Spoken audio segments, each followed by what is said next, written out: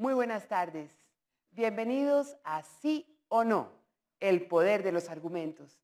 Este es un espacio organizado entre el portal noticioso La Silla Vacía y la Pontificia Universidad Javeriana. La pregunta que tenemos para el día de hoy es la siguiente. ¿Hacer un cese al fuego bilateral ya conducirá a la paz? Agradecemos a nuestros invitados el haber aceptado este reto. Defendiendo el sí, César Jerez, líder de zonas de reserva campesina, y por el no, el general retirado Néstor Ramírez, presidente del Cuerpo de Generales y Almirantes de la Reserva Activa de las Fuerzas Militares. Permítanme recordarles las reglas del debate. Al inicio, los asistentes aquí al estudio votarán a ver qué percepción tienen sobre el tema. Los invitados tendrán 10 minutos para defender sus argumentos, 3 minutos más para ampliar el tema o contrarrestarlo. Tendrán tiempo las preguntas. Juanita León y José Vicente Arizmendi harán las preguntas a los invitados. 3 minutos más para concluir y luego los asistentes aquí presentes en el estudio votarán nuevamente. Ganará el debate quien logre cambiar la percepción del auditorio sobre el tema. Inicialmente vamos a dar pie a la votación. Aquí con los asistentes a estudio tienen las maquinitas. Les recuerdo que el 1 es el sí y el no es el 2. Vamos a votar para ver qué percepción tienen los asistentes sobre el tema en cuestión. Repito la pregunta: ¿hacer un cese al fuego bilateral ya conducirá a la paz? Hemos hecho además un sorteo fuera de cámaras a ver quién inicia el debate y le corresponde el turno al general retirado Néstor Ramírez. Vamos a ver el resultado de la votación de la percepción sobre el tema. ¿Están votando todavía? Repito, hacer un cese al fuego bilateral ya conducirá a la paz. Juanita León, directora de La Silla Vacía, y José Vicente Arizmendi, director de la emisora Javeriana, serán los encargados de realizarle las preguntas a nuestros invitados. Creo que tenemos ya la votación final. Tenemos sí 47, no 53. Arranca así el debate. Repito, ganará el sí o no, el poder de los argumentos, quien logre cambiar este porcentaje.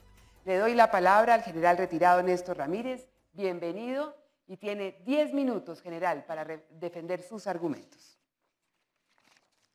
Muy buenas tardes. Todos van a votar por el sí. Yo duré 10 años como general de un total de 41 años como militar, en cumplimiento de la misión estipulada en el artículo 217 de la Constitución de todos ustedes y mía, que busca proteger la soberanía, la integridad territorial, el orden constitucional y la independencia. Todo ello para garantizar la seguridad que permita el desarrollo con equidad, es decir, el bienestar de los asociados. En otros términos, la verdadera paz. Luego de apreciaciones, las apreciaciones que yo consigne acá no buscan torpedear el esfuerzo gubernamental, tan solo iluminar el camino para que este proceso sea exitoso. Y es así que voy a tratar 4 temas. Primero, estableceremos el por qué el cese bilateral del fuego es un imposible jurídico, por inconstitucional, es un imposible ético y es un imposible práctico e inoportuno. En segundo lugar, mostraremos que esta figura, el cese bilateral, tiene un solo propósito: defender la integridad de las fuerzas guerrilleras mientras se logran ventajas en la mesa de negociaciones. En tercer lugar, veremos por qué se utilizó el cese unilateral del fuego y luego el terrorismo para lograr el desescalamiento. Finalmente, llegaremos a algunas conclusiones y recomendaciones para lograr lo mismo sin sacrificar la transparencia ni el futuro de Colombia. Empiezo entonces. ¿Por qué el cese bilateral es un imposible jurídico? Todos sabemos que las acciones de los detractores armados atentan contra la población civil para poner un número caprichoso en un 80%, el secuestro, la extorsión, o contra el Estado o contra la ley, el narcotráfico, los desplazamientos, la extorsión, la minería ilegal. Uno podría decir, y alguien lo ha dicho, que la paz es un objetivo supremo, un bien supremo. No, la paz está consagrada en la Constitución Nacional, hay una forma de lograrlo. En La Habana no se va a lograr la paz, se va a lograr el fin del conflicto con una agrupación específica. La paz es un estado de tranquilidad un estado de tranquilidad producto del eficiente cumplimiento de las funciones del Estado. Cuando se genera salud, educación, seguridad en las ciudades, eso es paz. Por otro lado, uno no puede aducir como bien supremo algo y luego violar la Constitución para conseguir ese bien supremo.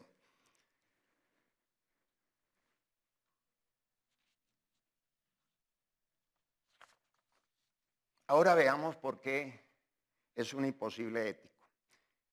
Todo lo que esté al servicio del bien común se puede considerar ético. Las FARC no están al servicio del bien común. Las FARC están para imponer por la fuerza su voluntad para implementar el socialismo del siglo XXI en Colombia. Y finalmente, ¿por qué es poco práctico? Porque es muy difícil diferenciar los distintos actores violentos, sobre todo en kilómetros, 1.200.000 kilómetros cuadrados, donde hay distintos actores y distintas facetas de la guerrilla, como lo expliqué anteriormente. Pero el cese al fuego es el fin. Estamos en La Habana para lograr el cese al fuego y el ataque a la población civil.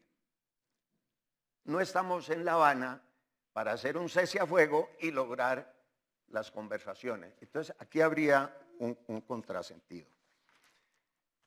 Ahora, en segundo lugar, voy a mostrar por qué el cese a fuego bilateral es el medio para proteger la integridad de la fuerza guerrillera.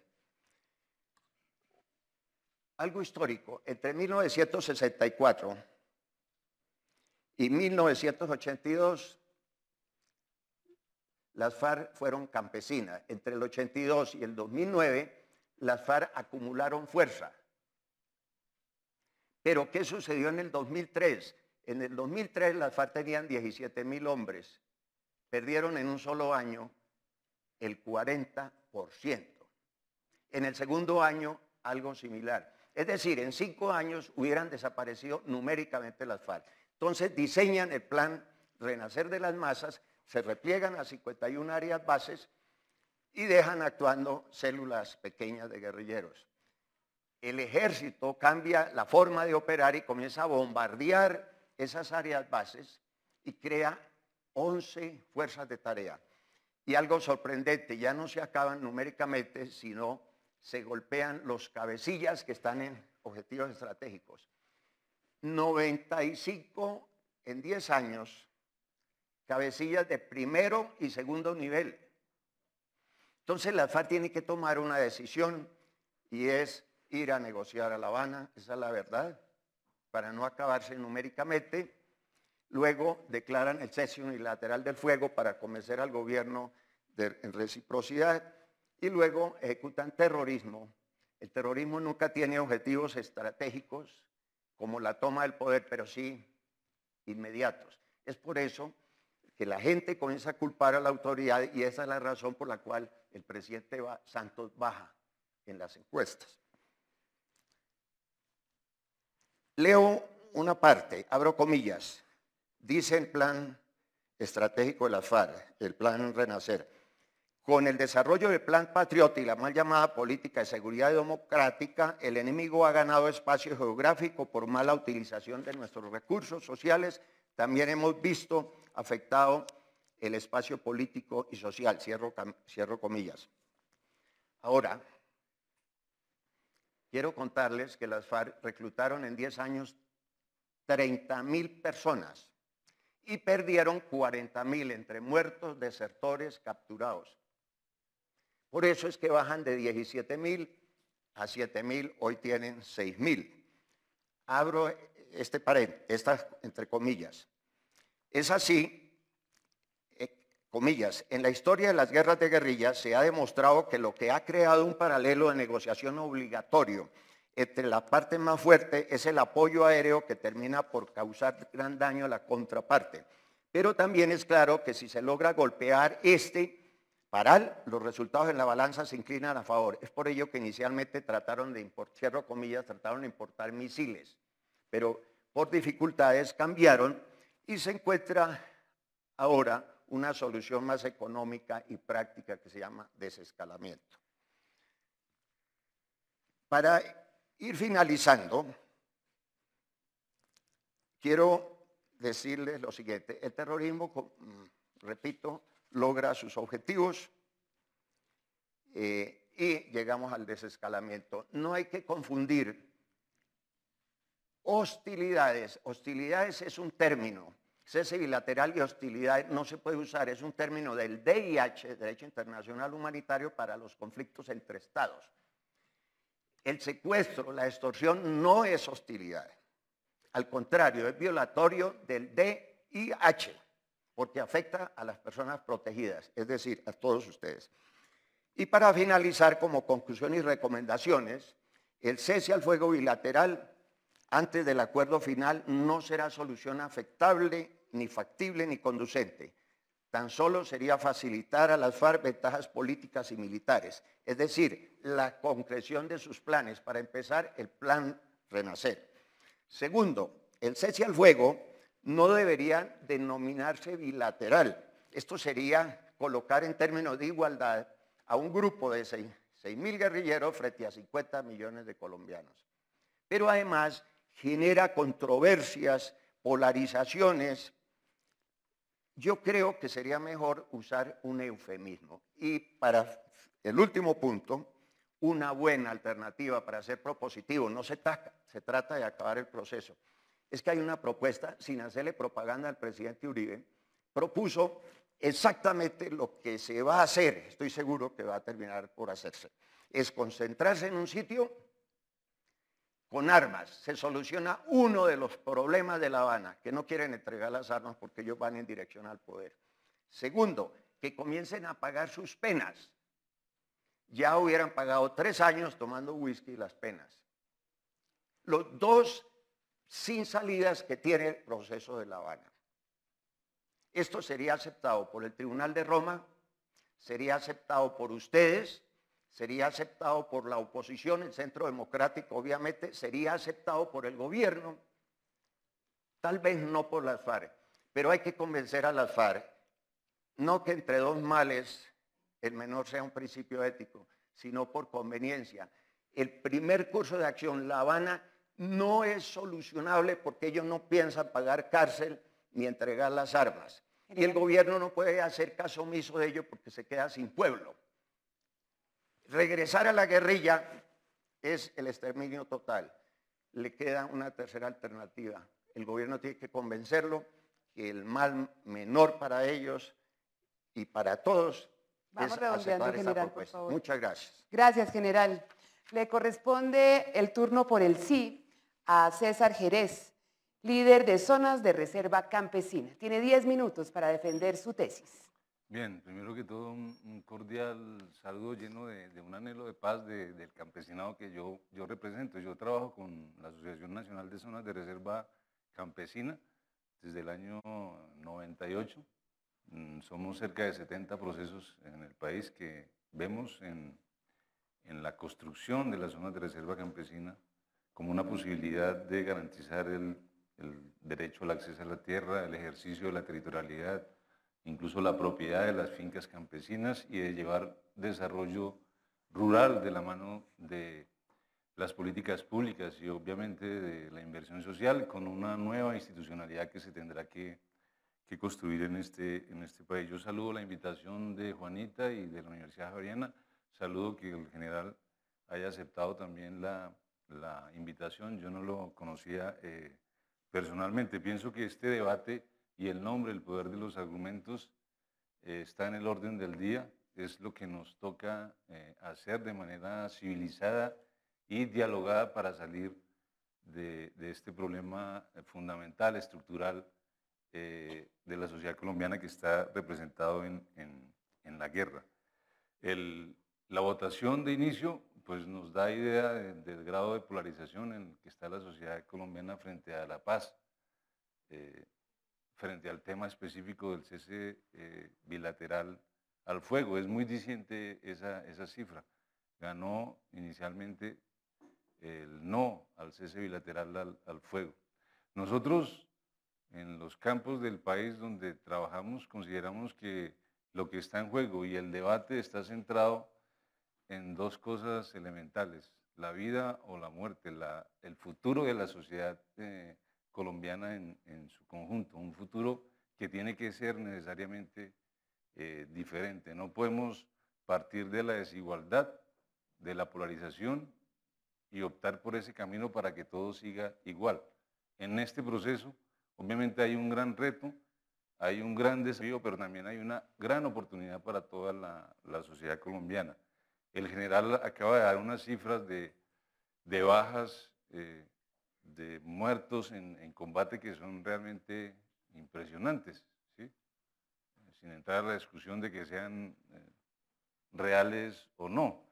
Son cifras que producen escalofríos, son gente que murió en la confrontación. Desde el año 1948, los estudios más serios estiman que han muerto 220.000 personas en la guerra, ¿cierto? Si alguna vez llegamos a contar las víctimas totales de este conflicto, se estima que pueden estar en el orden de los 6 millones y 8 millones de personas desde la década del 40. Según cifras oficiales filtradas por una persona que ejerció aquí 2 veces el cargo presidencial, en un año de conflicto armado entre muertos y heridos, guerrilleros, policías y militares, perdemos la vida de 3.500 personas, ¿cierto?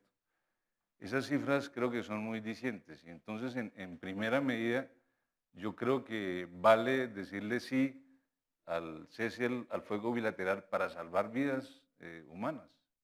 Nunca como antes, y son más ya de 5 intentos de llegar a un acuerdo con la FARC, nunca hemos estado tan cerca, nunca se ha avanzado en tantos acuerdos, así sean parciales. Recuerden ustedes el proceso del Caguán, que tenía 10 puntos, ¿sí? No se llegó en el primer punto ni a un solo acuerdo, después de mucho tiempo de diálogo y de conversaciones. Aquí hemos avanzado en puntos que son fundamentales para el futuro del país, que obviamente contienen un enorme grado de conflictividad social, el irresuelto problema de la tierra, donde está el origen de las guerrillas en Colombia, con un punto muy importante sobre el desarrollo agrario con enfoque territorial. Ahí están las zonas de reserva campesina, una lucha ganada, un logro ya reconocido después de muchas movilizaciones y marchas campesinas en el año 94. Sin embargo, hay un sector de la élite del establecimiento de este país, del statu quo, que no quiere saber nada de zonas de reserva campesina y doctrinariamente las asocia con la guerra, con el narcotráfico, con zonas donde se van a concentrar supuestamente guerrilleros después de la movilización, o lo que es más curioso, incluso las asocian con la posibilidad de entregarle parte del territorio nacional al vecino país de Venezuela, cuando lo que se trata en el fondo es de una de las propuestas de solución al problema de la tierra, como las hay en todos los acuerdos parciales. Entonces, nosotros pensamos que obviamente la decisión sobre el cese al fuego bilateral que le asegure un buen puerto a la paz, dice el general Néstor, es un imposible ético y jurídico. es un imposible ético y jurídico el cese bilateral al fuego y el logro de la paz si nosotros así lo deseamos. Si nosotros optamos por ese camino, que es un camino sin salida. Ya probamos todas las fórmulas de la guerra para acabar con las FARC y con las demás guerrillas. Dice el general Néstor, y me recuerda mucho al presidente Uribe cuando llegó a su primer periodo y le dio pocos meses de vida a las FARC, pero no fue Uribe el único. Recuerden, cada presidente llegó con la meta clara, objetiva de acabar con las FARC. No se pudo. O sea, el problema no se pudo solucionar matando, con más guerra, gastando la mayoría de nuestro presupuesto en ese tipo de acciones militares. El general Néstor Ramírez dice, en 5 años ya teníamos lista a las FARC para prácticamente aniquilarlas. Yo disiento mucho de eso. Casi toda la vida he vivido en conflicto armado. El trabajo nuestro se desarrolla en zonas guerrilleras, no solamente con presencia de las FARC, sino con el ELN y el EPL. Y yo pienso que a estas alturas lo que nos toca como sociedad y lo que nos toca también como establecimiento, como instituciones, es reconocer que la victoria militar sobre las guerrillas sí que fue un imposible. No se pudo, no se logró. Ese camino es un camino fracasado.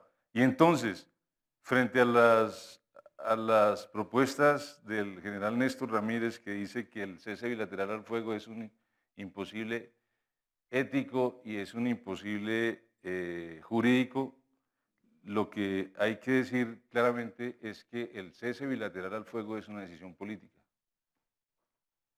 Es una decisión política sobre el enfoque doctrinario. Este proceso de paz, desde el establecimiento colombiano, desde el gobierno, está cargado profundamente del elemento doctrinario y pienso que eso le ha hecho mucho daño al proceso.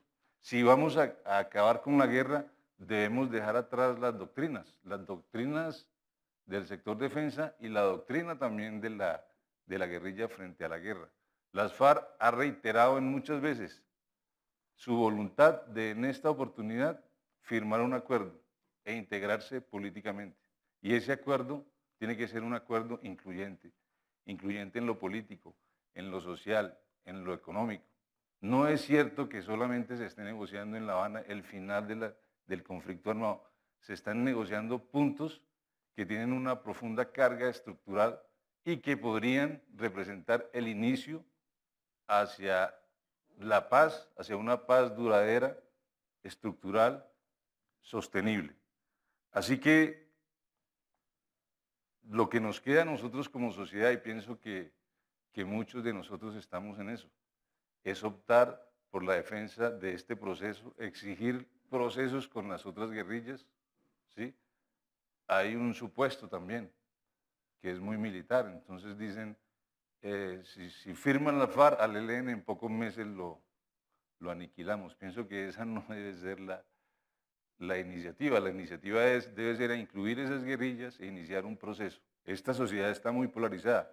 Yo ayer, cuando empecé a socializar este debate por Twitter, con el nombre y con la importancia que tiene el sí o el no al cese bilateral para el futuro del proceso de paz, vi una respuesta al minuto de un señor que con nombre propio y con fotografía en su trino me decía categóricamente, si el paramilitarismo estuviera vigente, usted estaría muerto. Pienso que eso es lo que hay que superar. Bueno, se acabaron los 10 minutos. Tienen 3 minutos para redondear el tema o contrarrestar alguno de los argumentos. General, tiene la palabra.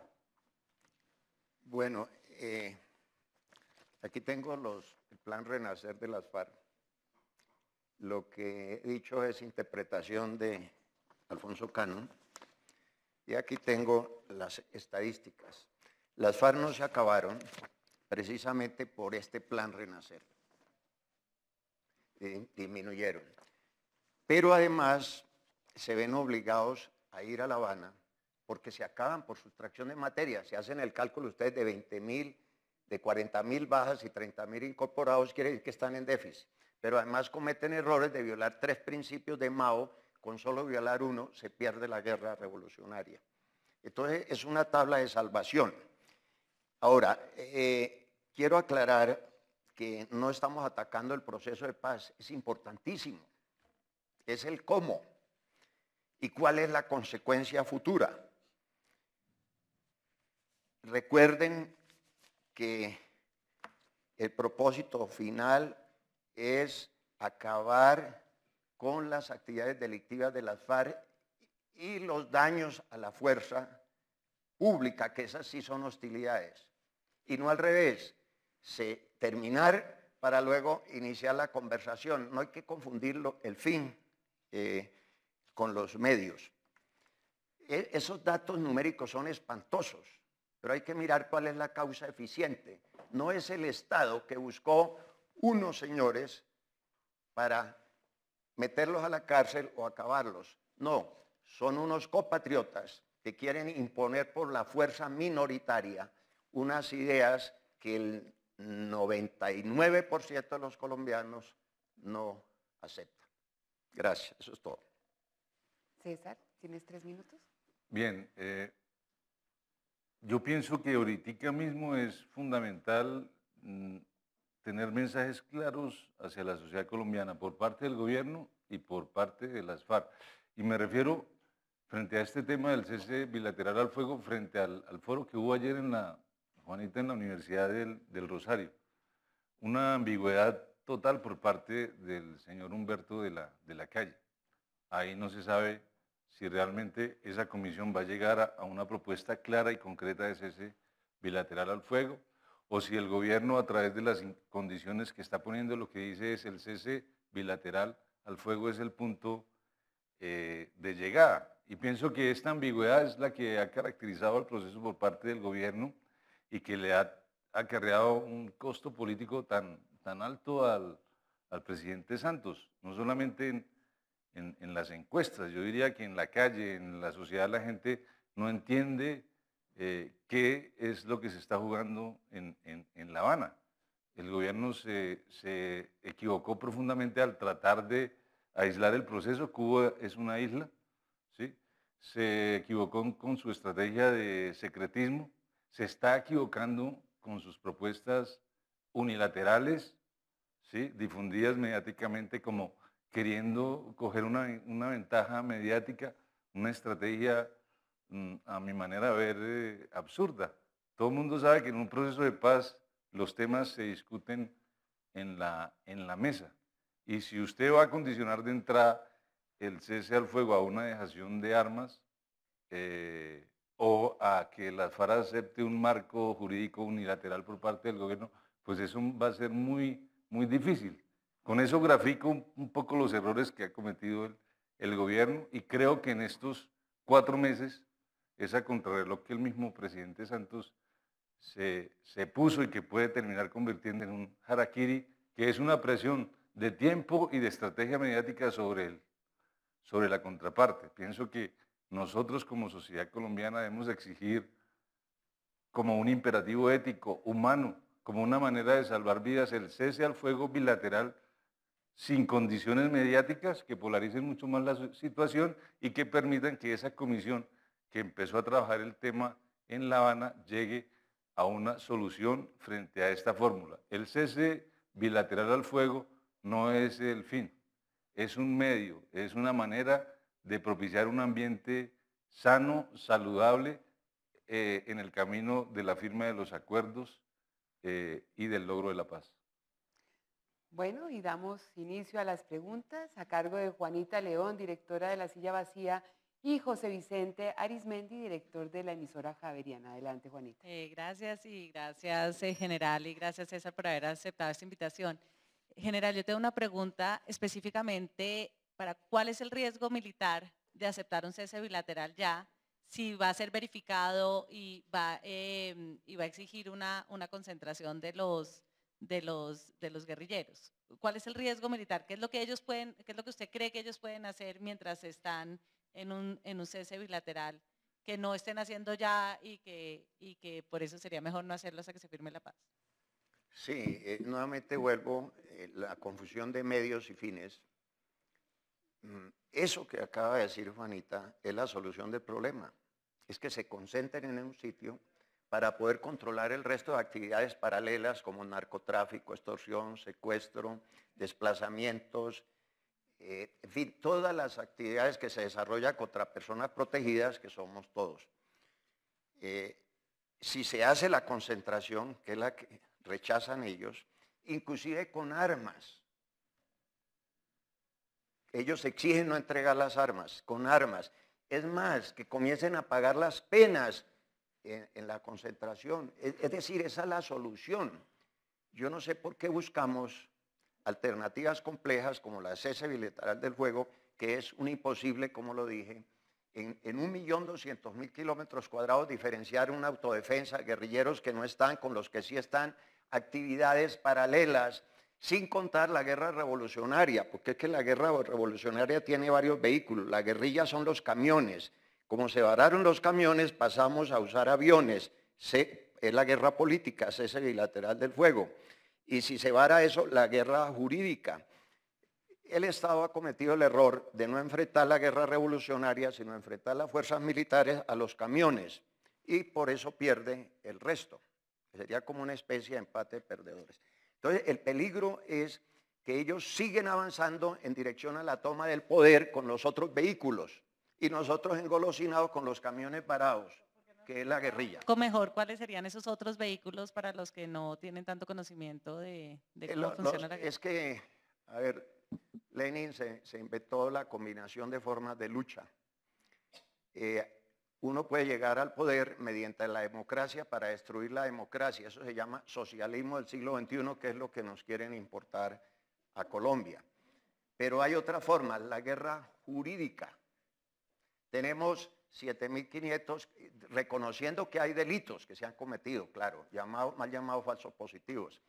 Pero miren el contraste, 7.500 judicializados, 670 condenados, 750 a punto ya de ser condenados. 1.980 crímenes. Las FARC, acusaciones, 180 crímenes de las FARC. O sea, los criminales somos quienes defendemos el Estado Social de Derecho. Eso se llama guerra política. Eso es lo que llamo yo, digamos, las motocicletas. Los camiones es otra forma de llegar al poder. La guerra no tiene un potencial revolucionario, pero su búsqueda no es el poder. El poder lo busca la guerra revolucionaria. Igual que un batallón no tiene la defensa de la soberanía nacional, no es capturar un cerro. El para qué está mucho más arriba. Entonces, estos diferentes vehículos no los ha controlado el Estado. Y estamos a punto de caer en esa trampa. Todos los ejércitos de América han ganado la guerra y los estados la han perdido. Argentina, Chile y otros. Por eso los 2.000 militares de Argentina, con excesos o no, están presos, han muerto 700. ¿Cuántos guerrilleros hay presos? 0. Pero bueno, aquí lo que interesa es el cese bilateral del fuego. Yo creo que hay otras formas de lograr la paz sin conceder ventajas, sin ayudar a que nos implanten el socialismo del siglo XXI. Señor Jerez, de pronto me arriesgo a simplificar demasiado las cosas, pero casi que podría decir, ustedes, y creo que todos estamos de acuerdo en que en algún momento haya un cese bilateral del fuego. La pregunta de este debate es, ¿debe ser ya?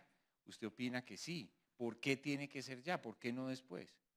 Bueno, debe ser ya porque el gobierno se puso un plazo de 4 meses. 4 meses en una negociación es muy poquito tiempo. Solamente te pongo el ejemplo de la negociación en el Catatumbo después del paro campesino. Llevamos 2 años negociando, ¿sí? Un pliego de 14 puntos. En La Habana se están negociando, obviamente, cosas de escala mucho más mayor. Entonces, yo digo, debe ser ya porque podríamos salvar, si el objetivo claro, tanto de las FARC y del gobierno, es llegar a un acuerdo final, pues ¿para qué perder otras 3.500 vidas cada año? O entre heridos y muertos. ¿Para qué hacer eso? O sea, el primer criterio de la prontitud del ya es que podemos salvar esas vidas, y no es cuento. Estos días, incluso el segundo día después de que las FARC reactivó el cese unilateral al fuego en Vistahermosa, murió un soldado. Y murió un soldado porque en los casos, que ya son varios, de cese unilateral al fuego, el ejército avanza sobre las posiciones guerrilleras. En general, usted sabe que todos los batallones militares saben dónde está la guerrilla, y la guerrilla sabe dónde están los militares. Si hay un acuerdo y se acuerda, se concerta el principio de la verificación es totalmente realizable. Los militares lo saben y nosotros como campesinos lo sabemos. Nosotros sabemos dónde está la policía, dónde está el ejército, cómo avanzan las operaciones, sabemos dónde están las guerrillas establecidas, cuáles son sus áreas estratégicas, eso se sabe. Por eso yo decía en la intervención que es más una decisión política, o sea, no pongamos la verificación como una traba y no dejemos que pase el tiempo.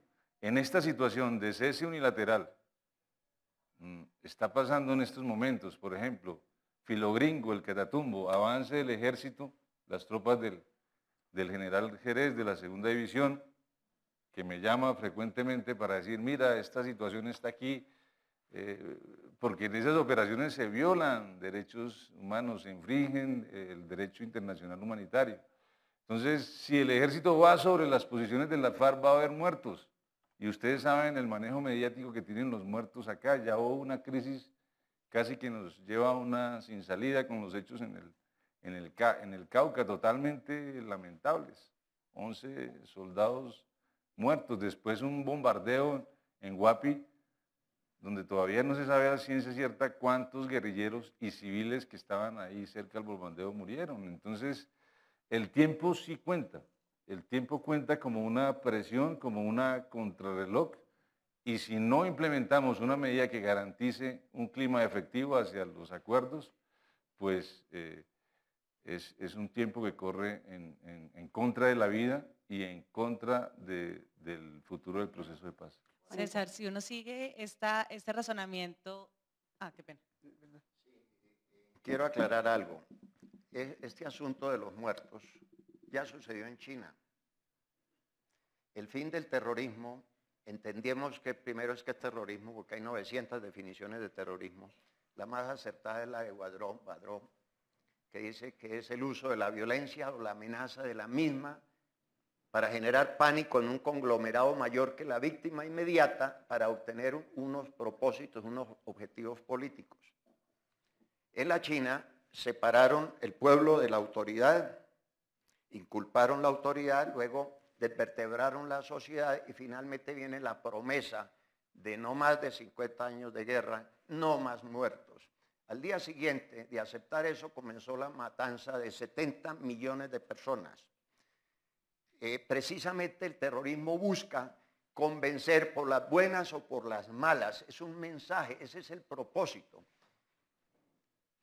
Hicieron un mes de terrorismo y lograron el desescalamiento, pero si hacen más terrorismo, dice, esto les espera a ustedes 50 años más de guerra, es mejor que nos accedan a nuestras peticiones.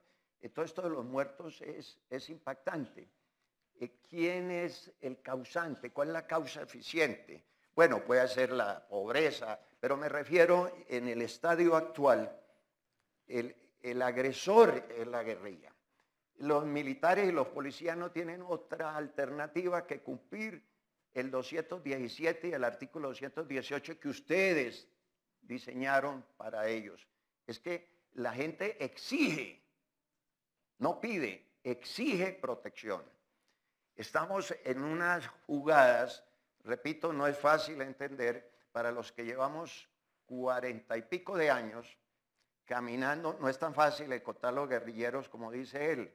Los campesinos lo saben, pero ahí donde un campesino le cuente a un militar dónde está la guerrilla, muere el campesino. Estamos jugando con personas insensibles, con gran cinismo. Me decía uno de los guerrilleros más importantes del mundo, Jorge Massetti, argentino, casado con la hija de Tony La Guardia. me dijo: general, desde el 85 yo sabía que íbamos al fracaso. La guerrilla no es la forma de llegar al poder, ni el comunismo la solución de la humanidad. Sin embargo, yo seguí hasta los 42 años, cuando Fidel Castro hizo aparecer a mi suegro como narcotraficante, cuando el narcotraficante era él.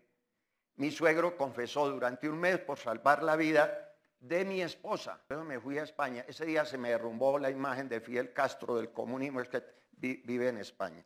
Entonces, quería aclarar que hay muchos trucos, muchas formas. Una de ellas es el terrorismo, para convencernos que va a haber muchos más muertos. Concédanos el cese al fuego, es decir, no me bombardeé atrás la retaguardia para yo poder negociar y alargar la negociación, porque el tiempo corre a favor de ellos. Entonces, no es que va a cortar el cese al fuego, el proceso de paz, lo va a alargar. Y lo va a alargar con un cuerpo que está a punto de desaparecer porque ha cometido errores violando los 3 principios de Mao. No tiene futuro y físicamente tampoco. Pero el Estado, desde luego, es bueno llegar a la paz. Es bueno. A la paz no, al fin del conflicto. El fin del conflicto, allí inicia la verdadera paz, es producir salud, educación, seguridad, carreteras, etcétera.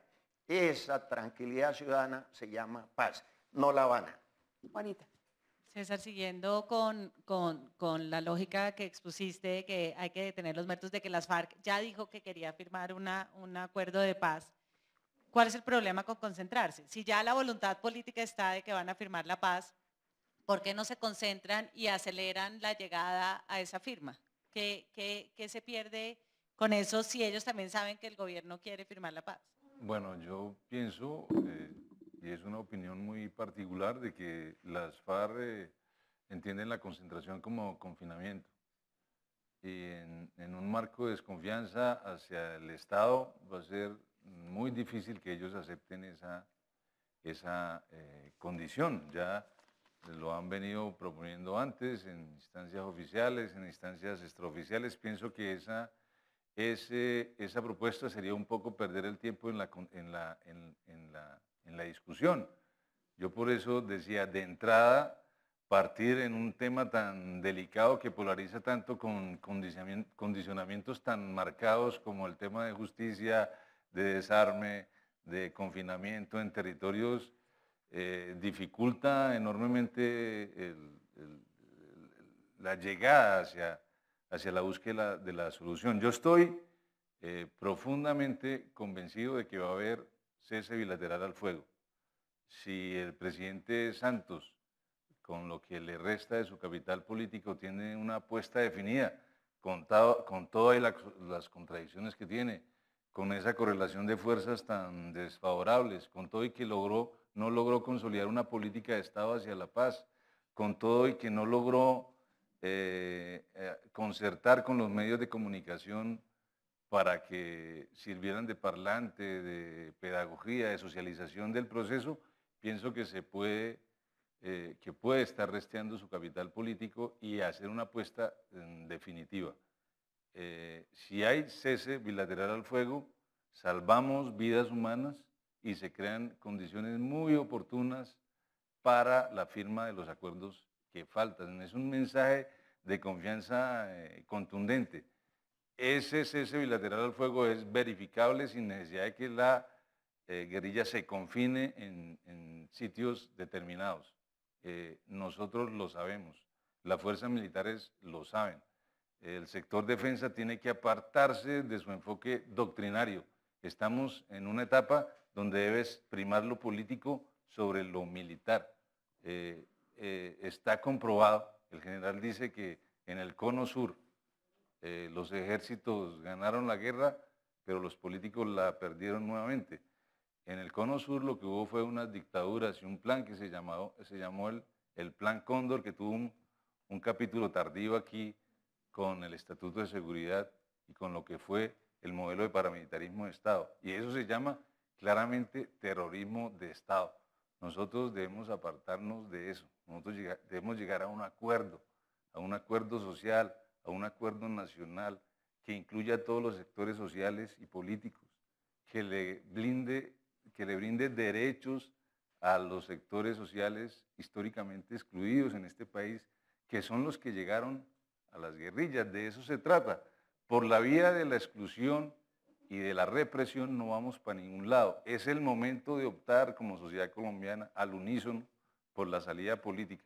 Y la salida política puede estar generando los escenarios que nos permitan hacer política con garantías a todos, a los campesinos, a los negros, a los indígenas, a la gente históricamente marginada, que ha estado por fuera del desarrollo del país. De eso se trata. El proceso de paz es un proceso de inclusión.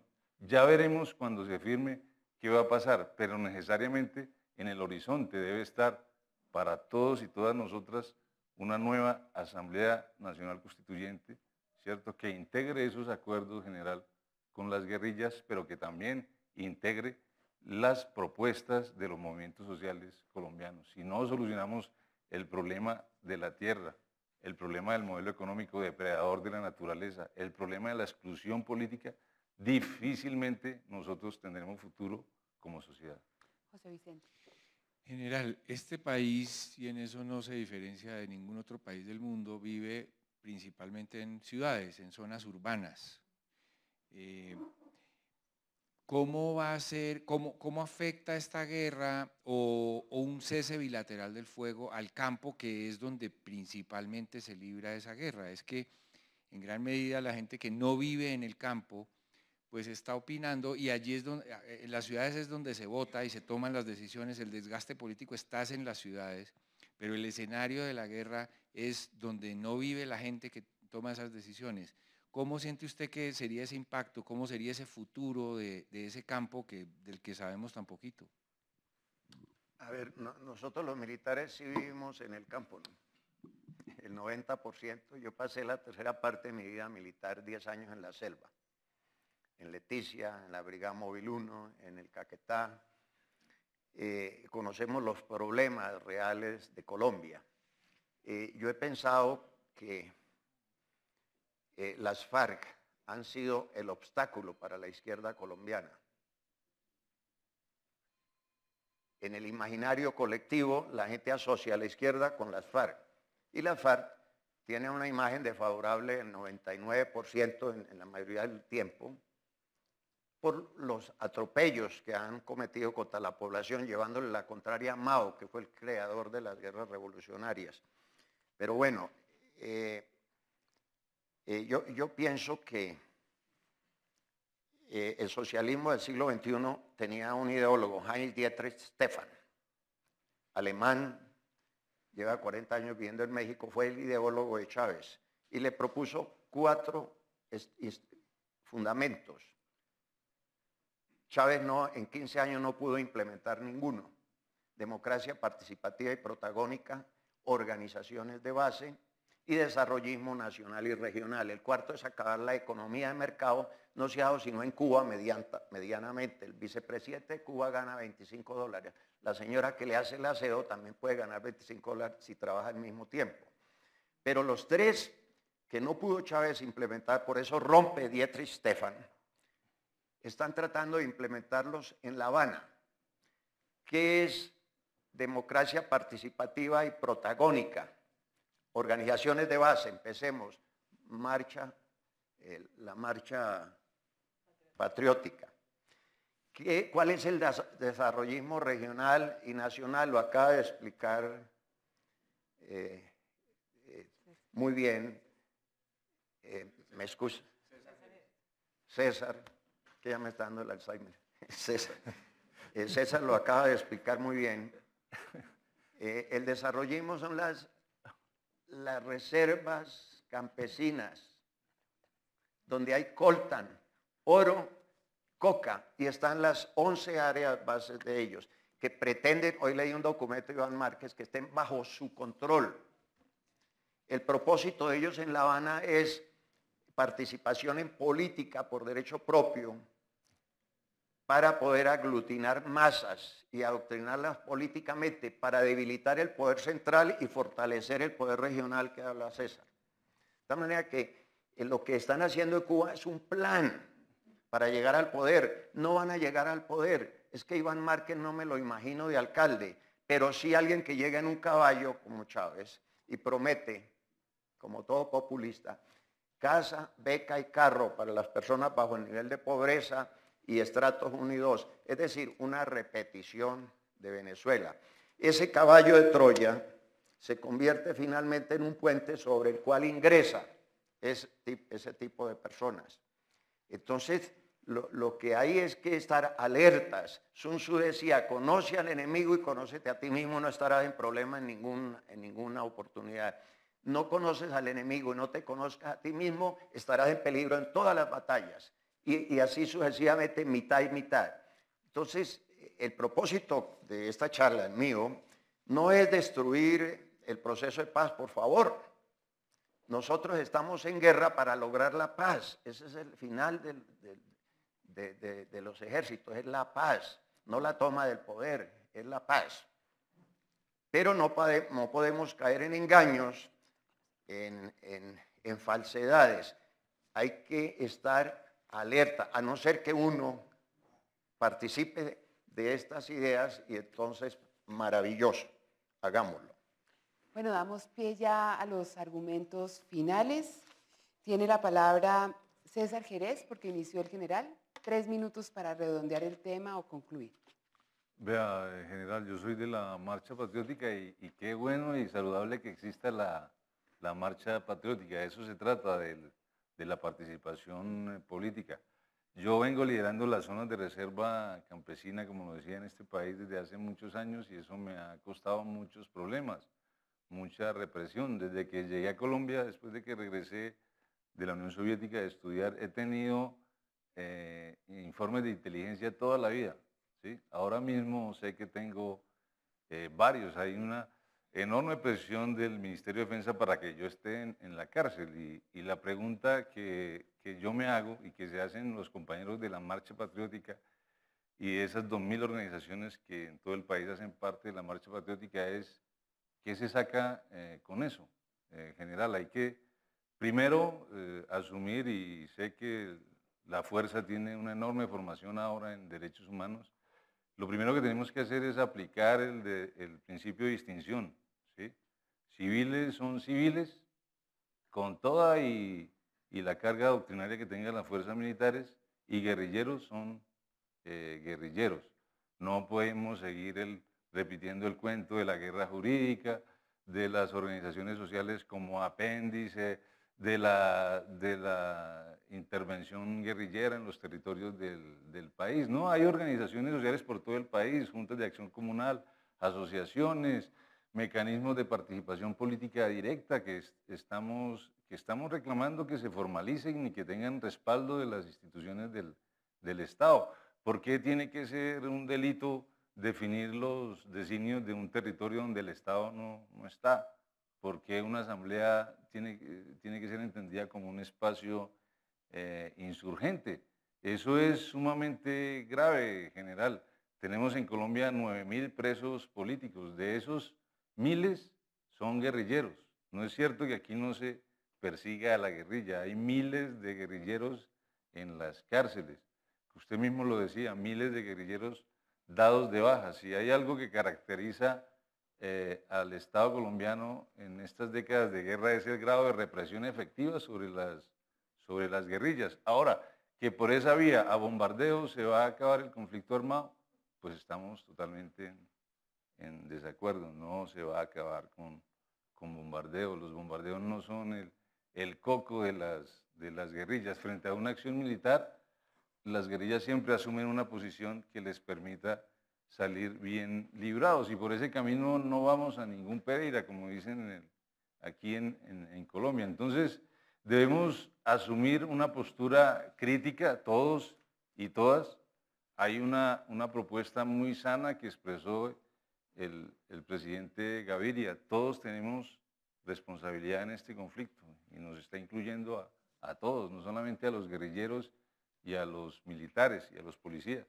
Está incluyendo a los empresarios que financiaron el paramilitarismo de Estado en este país, a la gente que de una u otra manera participó en esa barbarie del paramilitarismo, ¿cierto? La responsabilidad de los militares, obviamente, se está proponiendo, reconozcamos verdad, se está proponiendo, formulemos un mecanismo de justicia restaurativo.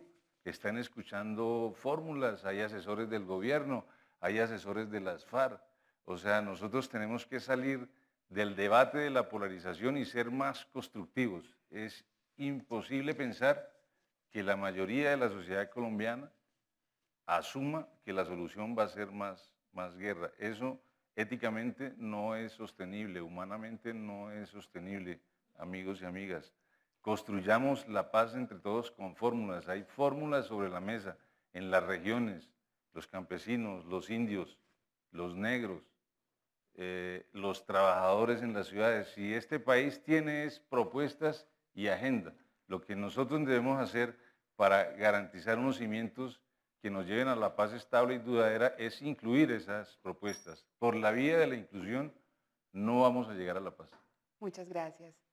General, tiene Bueno, la palabra. me tranquiliza un poquito que César no haya escuchado esto que repito, abro comillas, de las FARC. En la historia de las guerras de guerrillas se ha demostrado que lo que ha creado un paralelo de negociación obligatoria entre las partes más fuertes es el apoyo aéreo, que termina por causar gran daño a la contraparte.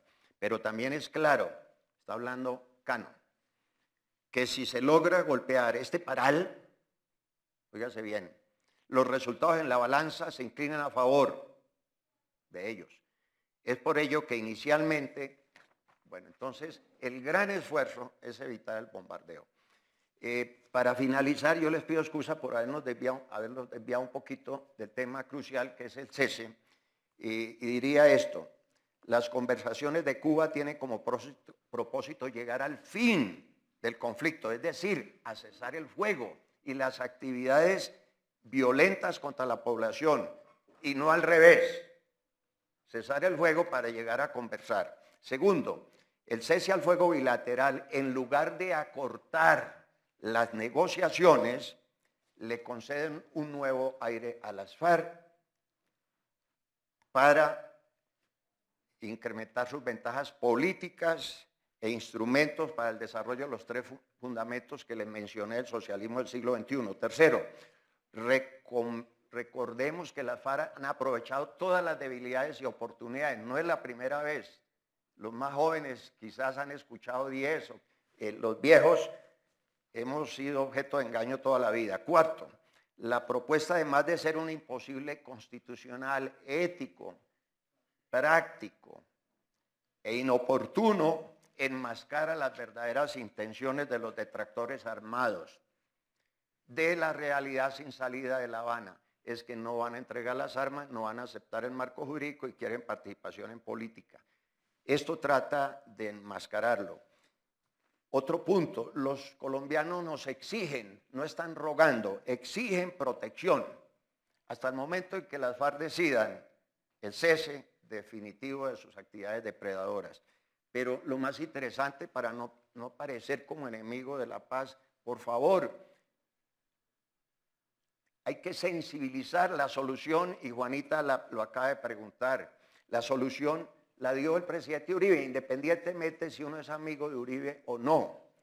Es concéntrense en un lugar, comiencen a pagar las penas con armas para poder controlar, ahí sí de verdad, las actividades, aunque es muy difícil controlar el narcotráfico. Si fuera fácil controlar el narcotráfico ya lo habríamos acabado. Entonces, allí está la solución. Entre tanto, evitemos hablar de cese bilateral, porque eso genera contradicciones, disputas. Busquemos un eufemismo para decir lo mismo. Yo les agradezco a Juanita, a las directivas de la Universidad Javeriana, a todos los asistentes, a César, por favor, aquí la mesa de trabajo, esta invitación. Muchísimas, pero muchísimas gracias. Bueno, les pido a los asistentes que voten. Voten. Hemos argumentado durante 1 hora sobre este tema. Hacer un cese al fuego bilateral ya conducirá a la paz. Les recuerdo que gana el debate quien logre cambiar la percepción inicial que se realizó sobre este interesante sí o no, el poder de los argumentos. Yo me voy a acercar a la pantalla a ver cómo va a ser el resultado final. Mientras leo el resultado, les agradezco. Entonces. Del general. General, las FARC no ganó la guerra y no va a hacer el socialismo acá en un acuerdo de paz, pero tampoco la perdió. Entonces, lo que nos toca es buscar una solución y apostarle a esa solución. Y la solución es la paz. General, vamos a ver cuál va a ser el resultado final. Están haciendo así la sumatoria. Mientras tanto, yo agradezco mucho a los asistentes a este estudio de televisión del Centro Ático, a todos los que nos han seguido vía streaming. Les prometemos que colgamos este interesante debate del sí o no, el poder de los argumentos, en los dos portales, en La Silla Vacía y en la Universidad Javeriana. Me dicen que ya está en pantalla, vamos a ver quién ganó el debate. 62% por el sí, 38% por el 50%. Ganó el sí, ganó César Jerez porque logró cambiar la percepción que tenían inicial del tema. General, muchísimas gracias por su participación. César, muchas gracias. A Juanita, a José Vicente y a todos los asistentes. Volveremos otra vez con un sí o no, el poder de los argumentos. Muy buenas tardes.